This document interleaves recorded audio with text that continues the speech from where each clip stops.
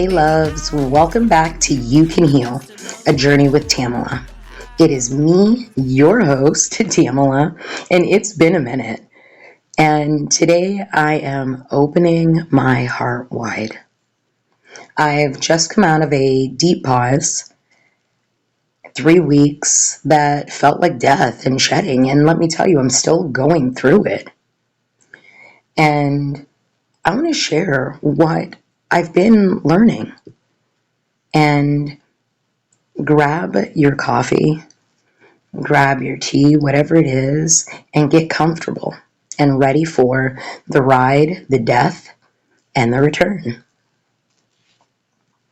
So I'm going to share with you guys what this has been like and what really actually led me to taking this break. So I was tired. I was burnt out doing the work, life, family balance really had me in a space of complete emotions. So angry and sad and grieving and this and that.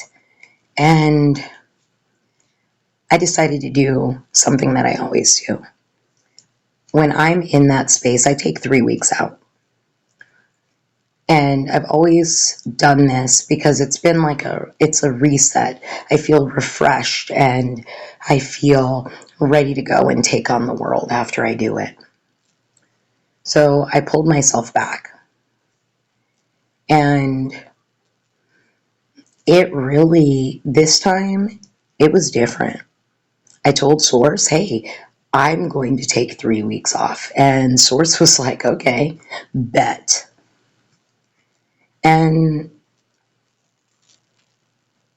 it showed me that I was holding on tightly to the expectations of what I wanted in my life.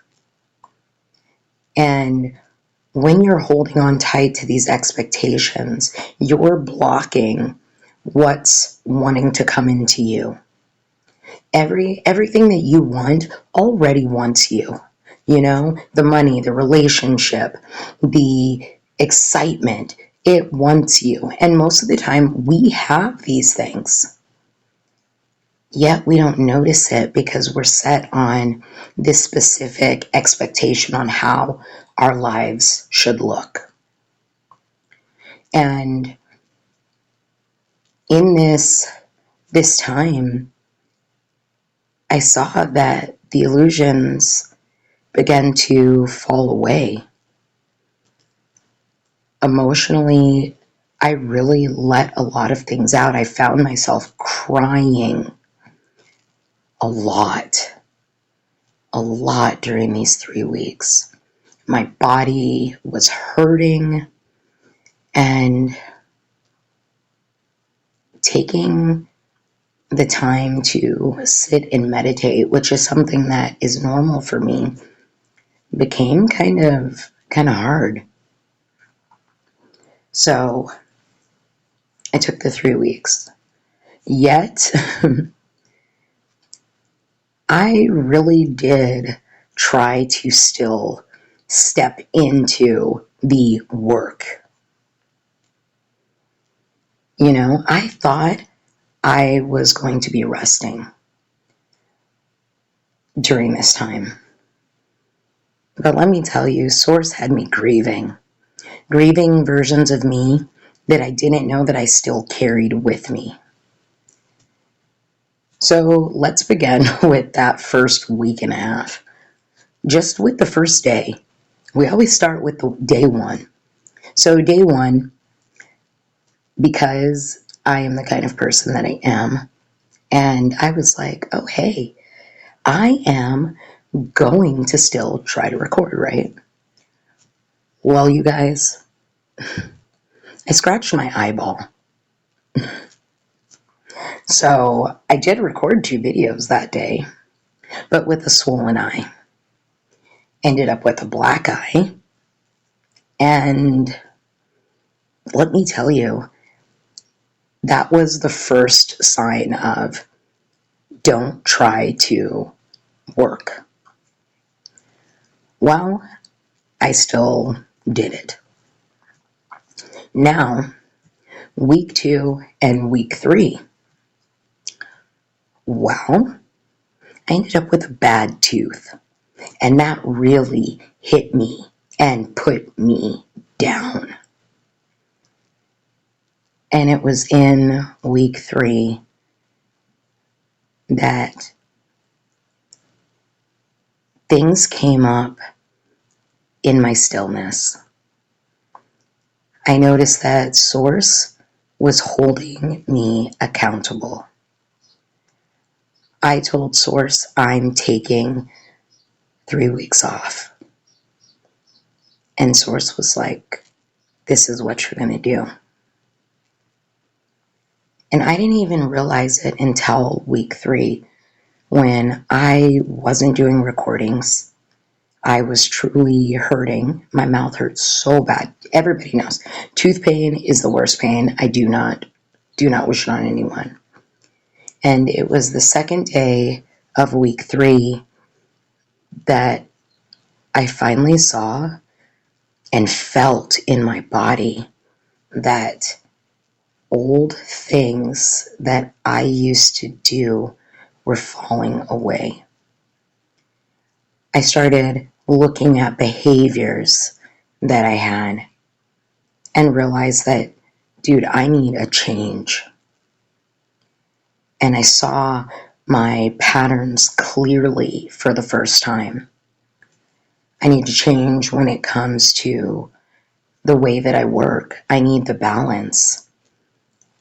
I need to change the way that even in my removing the yes all the time, I was still saying yes to specific people in my life when I really didn't even feel like saying yes. And even when it comes to the thoughts, I released so many negative self-talk, negative self-thoughts. I overcame the imposter syndrome, yet really I feel like I didn't fully overcome that because I was still looking at myself and still seeing this shame. I had a really great conversation with one of my friends that she and I have been friends for the last 25 years. And she did to me what I do to other people. So, as you guys know, I do somatic mind-body healing because I'm a somatic mind-body healing practitioner. And so I do these things. And she just called me. We were having a conversation. And she asked me, what is stopping you? And I realized what was stopping me is because I still felt the shame. I still felt the shame of my past. As y'all know, I am someone that used to use drugs as a way to get through life. It's been almost a decade. Yet I still hold on to that shame. And we were talking and I started bawling. And I like weeping, bawling. Because I realized that I was punishing myself still from the past. And I realized how the ride of constantly doing was covering up the deeper needs. So, taking that moment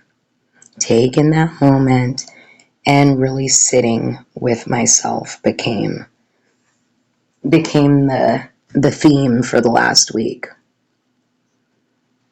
I realized I wasn't just tired. I was disconnected.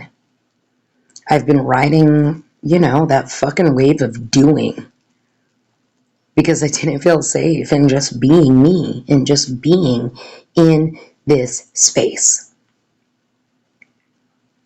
So with the meditations and the sitting with myself for this time, I redid my schedule.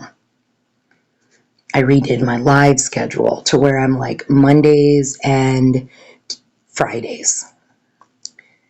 My podcast, I really didn't realize how I really truly wanted to do this with the podcast, because you can get so many different people on and things like that. And I was like, oh, I'm going to do it every day, or I'm going to do it once a week. And I've now come to the realization I want to do it every 2 weeks, because it would be better for me. And that's what I need to hold to.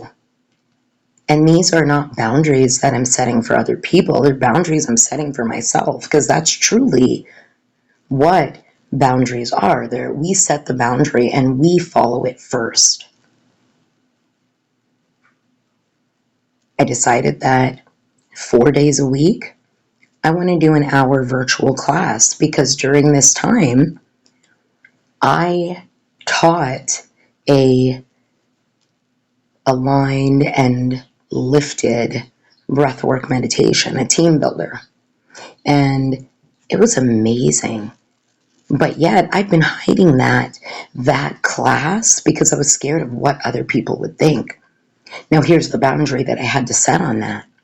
It is not my job to worry about what other people think of a specific activity, because the ones that want that are going to see it and are going to come to it.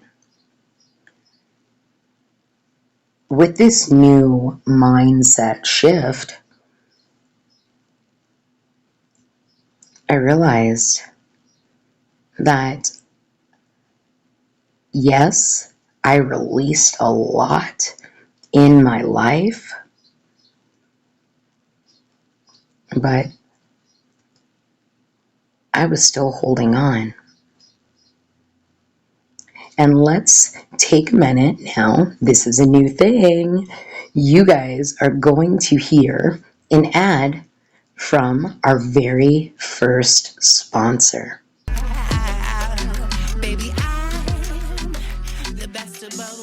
Hey, it's me, Tamela from RLP Holistic Wellness, and I want to share something that's been truly transformative for myself, and I feel it'll be truly transformative for you too.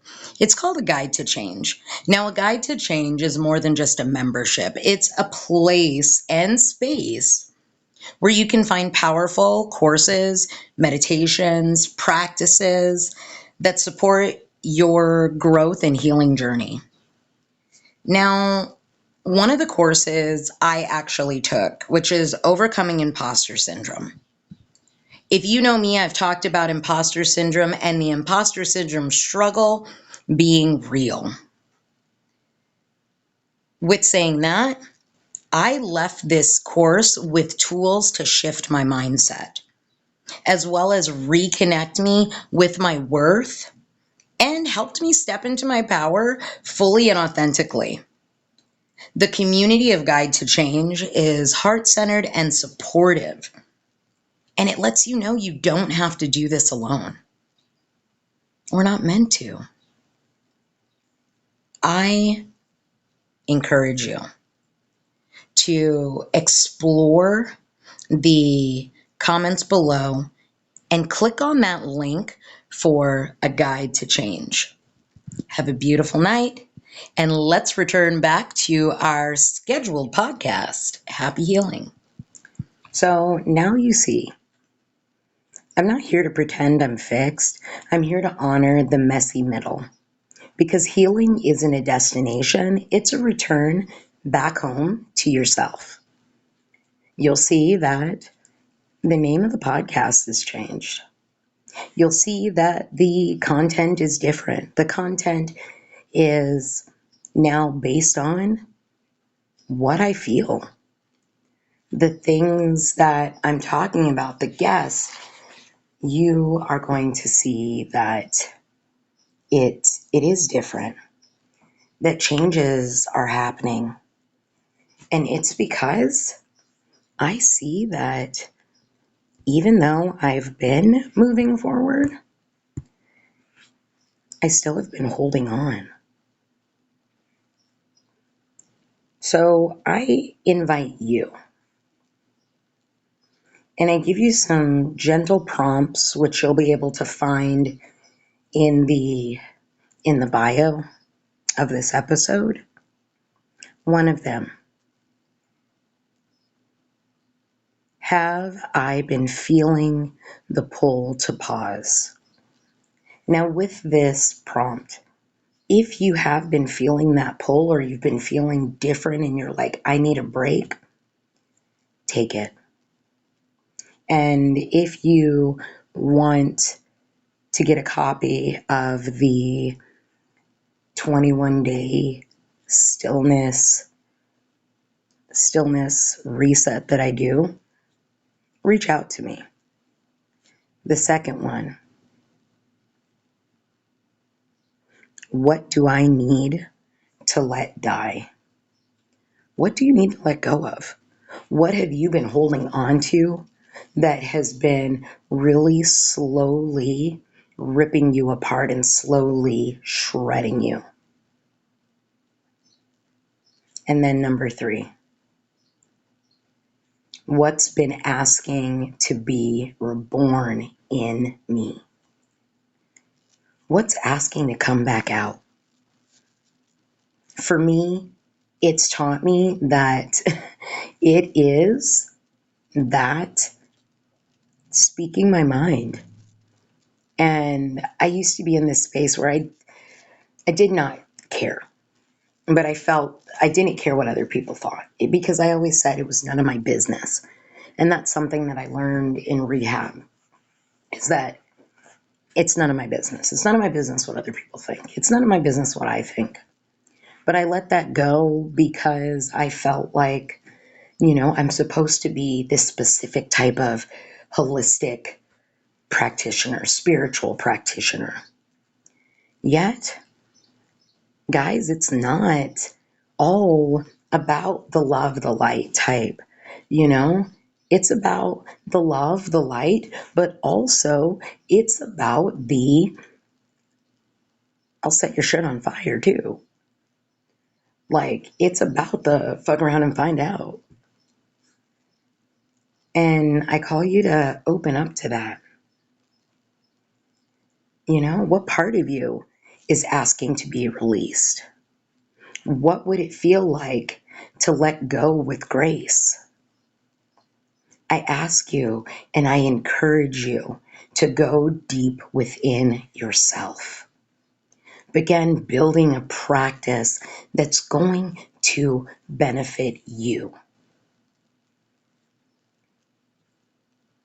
Because at the end of the day, what you want in your life wants you. And you keep holding on to those expectations of what you feel it should look like. It's not about what you feel it should look like. It's about taking that time and really connecting, believing, and seeing that it's already yours. Seeing that you are moving forward into what you want. Just release the expectations. Let Source know this is what I want, and then work with Source. Co-create with Source to build. And be open to what it's going to look like. I want to thank you guys for sitting with me today, for witnessing my truth. If you're in a season of shedding too, know that you're not alone. Know that you can get through this. You can heal. One breath, one truth, one step at a time. And know that healing is not only possible, it's yours.